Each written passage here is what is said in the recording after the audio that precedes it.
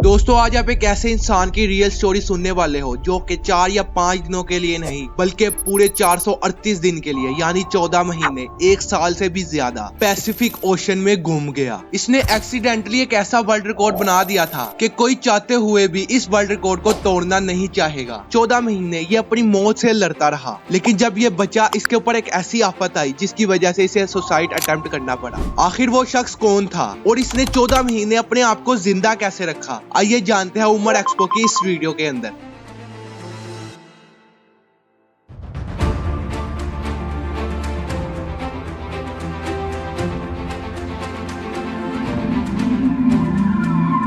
बात है 2012 की, जब मैक्सिको के एक छोटे से गांव कोस्टा एजोल में जूज एरोंगा नंबी एक शख्स रहता था। आई होप मैं इसका नाम ठीक ले रहा हूँ। जूज इस वक्त 36 साल का था और एक तजर्बाकार और एक्सपर्ट मछेरा था। 17 नवंबर 2012 वाले दिन जूज अपने एक साथी के साथ फिशिंग के लिए अपनी छोटी बोट पर रवाना हुआ। इनका प्लान था कि वो समंदर के अंदर सिर्फ 30 घंटे बिताएंगे। इसी वजह से इनकी छोटी सी बोट पर कुछ ज्यादा सामान नहीं था, सिर्फ एक इंजन और एक रेफ्रिजरेटर था जिसके अंदर वो मछलियां स्टोर करते थे। अपने साथ सिर्फ एक दिन का खाना ले जाने वाले जूस को ये कहाँ मालूम था कि इसके अगले 14 महीने इसी बेरहम समंदर में गुजरने वाले हैं। जब वो मैक्सिको के साहिल से 120 किलोमीटर दूर आ गए तो इन्होंने अपना जाल समंदर में डाला और मछलियों का इंतजार करने लगे। लेकिन फिर एक खौफनाक तूफान आया,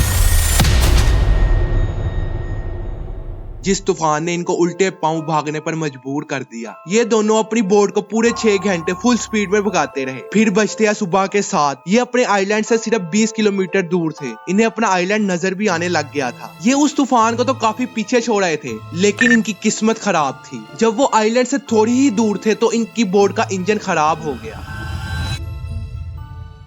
अब ना तो इनके पास चप्पू थे और ना ही बोट को कंट्रोल करने वाले सिम, लेकिन इनके पास एक रेडियो था जिसकी मदद से इन्होंने अपने बॉस को अपनी लोकेशन बताई। लोकेशन भेजने के बाद अब वो अपने बॉस के रिप्लाई का इंतजार करने लगे। लेकिन इसके बाद जो हुआ वो हर मछेरे के लिए घिनौना ख्वाब होता है। जी हाँ, इनके बॉस का रिप्लाई आते आते इनके रेडियो की बैटरी भी खत्म हो गई। अब इन दोनों का बाहर की दुनिया से कनेक्शन खत्म हो चुका था। अभी ये दोनों इसी शौक में थे कि इनके ऊपर एक पहाड़ जैसी मुसीबत आ पड़ी जिसका ये अंदाजा भी नहीं लगा सकते थे। उससे पहले मैं आपको ये बता दूं कि पैसिफिक ओशन हमारी सोच से भी ज्यादा बड़ा है। अगर हम अर्थ के आर पार सुराख करेंगे तो अगर चिली के साइड से हम सुराख करना शुरू करें और पूरी अर्थ के आर पार सुराख को लेकर जाए तो दूसरी साइड पे वो पैसिफिक ओशन में ही निकलेगा। आप यहाँ से अंदाजा लगा सकते हैं कि पैसिफिक ओशन कितना बड़ा है। आपको ये बात जानकर हैरानगी होगी कि हमारी दुनिया का टोटल लैंड यानी टोटल खुश्क हिस्सा ही 148 मिलियन स्क्वायर किलोमीटर पर फैला हुआ है, जिसका मतलब ये है कि बाकी के 4 ओशन हटा भी दिए जाए तब भी पैसिफिक ओशन इतना बड़ा है कि वो पूरी दुनिया के तमाम पहाड़,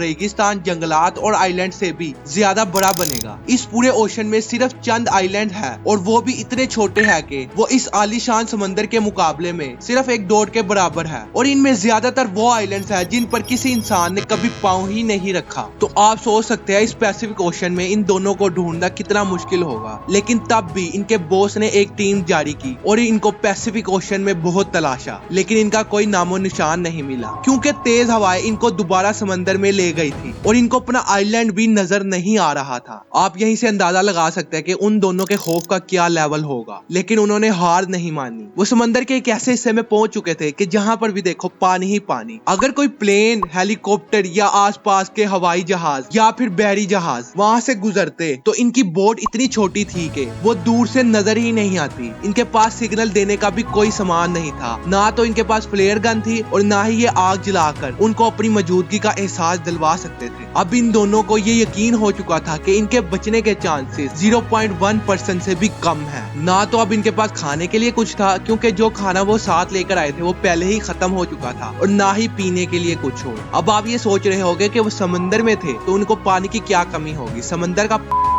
ये आपको कई लोगों को पता होगा। इसी वजह से वो पानी पी नहीं सकते थे। भूख की वजह से इन्होंने उन परिंदों को पकड़ना शुरू कर दिया जो कि इनकी बोट पर आकर बैठते थे। ये उन्हीं परिंदों को पकड़कर उनका खून पीते थे और उन्हें कच्चा ही खा लेते थे। ना सिर्फ परिंदे बल्कि समुद्री जानवर भी, जैसा कि टोटाइल्स, ये उनका खून पीते थे जिसकी वजह से ये जिंदा रहे कुछ देर। लेकिन जब थोड़ा वक्त बीतता गया तो जूस के दोस्त ने हिम्मत तोड़ दी और पानी में कूदकर अपनी जान ले ली। आप सोच सकते हैं उस वक्त जूस का क्या आलिम होगा जब उसका साथ निभाने वाला वो दोस्त पानी में डूबकर अपनी जान ले लेता है। अब जूस के पास भी कोई बचने की वजह नहीं थी, लेकिन उसने सुसाइड नहीं किया। उसने अपनी मुश्किलात का सामना करने का फैसला किया और इतनी देर पर उस पर डटा रहा जब तक कि वो बच नहीं गया। ये हमारे लिए एक मोटिवेशनल स्टोरी है। एनीवेज उसने इसी तरह 14 महीने गुजारे। जूस उलंगा जिस टॉर्चर से गुजर रहा था वो इमेजिन करना भी मुश्किल है। जब इनका ये सफर शुरू हुआ था उसके 4 महीनों के बाद ही उस दोस्त ने अपनी जान ले ली थी। यानी 4 महीने के बाद जो 10 महीने गुजारे वो अपने बलबूते पर गुजारे अपनी जान बचाने के लिए। लेकिन जब 6 महीने गुजर गए थे तो जूस को एक कार्गो शिप नजर आई, जिसकी वजह से इसके जीने की उम्मीद दोबारा से उठी। इसने बहुत ज्यादा इशारे किए लेकिन शिप के किसी भी क्रू को इसका इशारा नहीं दिखा, क्योंकि उसकी बोट ही इतनी छोटी थी। और इसी तरह जूस के जिंदा रहने की आखिरी उम्मीद भी पानी में डूब गई। लेकिन इसने जीना नहीं छोड़ा। 11 महीनों के बाद वो 8000 किलोमीटर ट्रेवल कर चुका था। इसके कपड़े भी फट चुके थे। इसके पास खुद को सनलाइट से बचाने के लिए और अपने जिस्म को ढांपने के लिए सिर्फ एक अंडरवेस्ट थी। आखिरकार 14 महीने बीत गए। इसको बचने की उम्मीद नजर आई। किस्मत इस पर मेहरबान हो गई। इसको समंदर में तैरते हुए कुछ नारियल दिखे। इसको यहाँ से अंदाजा हो गया कि आसपास कोई आइलैंड है और उस पर कोई रहता भी है। जब इसको ये आइलैंड नजर आया तो इसने फौरन पानी में छाल मार दी, क्योंकि ये इस मौके को छोड़ना नहीं चाहता था। और तैरते तैरते वो आइलैंड पर पहुंच गया। पूरे 14 महीनों के बाद इसने पहली बार जमीन पर कदम रखा। इसको उस आइलैंड पर एक छोटा सा बीच हाउस नजर आया, जिसकी वजह से ये बच गया। इतनी मुश्किलात झेलने के बाद इसने फैसला किया कि वो अपनी लाइफ स्टोरी पर एक बुक पब्लिश करेगा।